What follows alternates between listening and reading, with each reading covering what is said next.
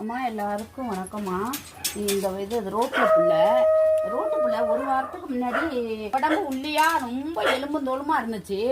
நான் என்ன செஞ்சேன், சரி சாப்பாடு இல்லாமல் இருக்கே, நம்மளும் சாப்பாடு கொண்டு வந்து வச்சா அந்த நேரத்துக்கு இது இருக்க மாட்டேங்குது. நானும் திரும்பி போயிடுவேன்.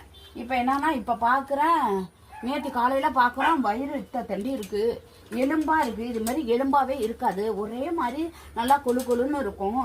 இது எலும்பாக இருக்குது, இலைக்குது, ரொம்ப டயர்டாகுது, சாப்பிட மாட்டேங்குது.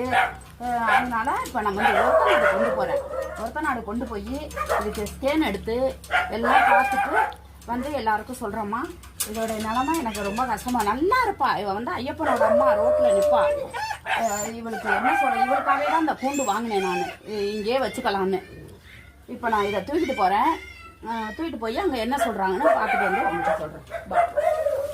மடியும் இறங்கலை, இவ்வளோ பெரிய வயிறு இருந்தால் மடி இருக்கும்ல, மடியும் இறங்கலை, எதுவுமே இல்லை.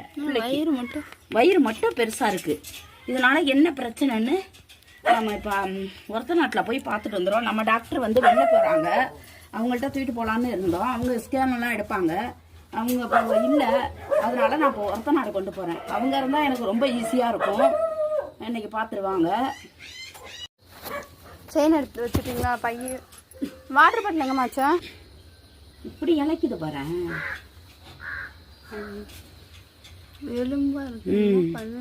என்ன பண்ணுதுன்னே தெரியல. இவ்வளவு பெருசு இருக்கவே இருக்காது. ஒரு வாரத்துக்கு முன்னாடி பார்த்திருக்கோம், அப்படியே எலும்பா இருந்துச்சு. எலும்பு தெரியுதா? எலும்பெல்லாம் தெரியுது. இந்த பாருங்க, இப்படி இருக்கவே மாட்டாவ.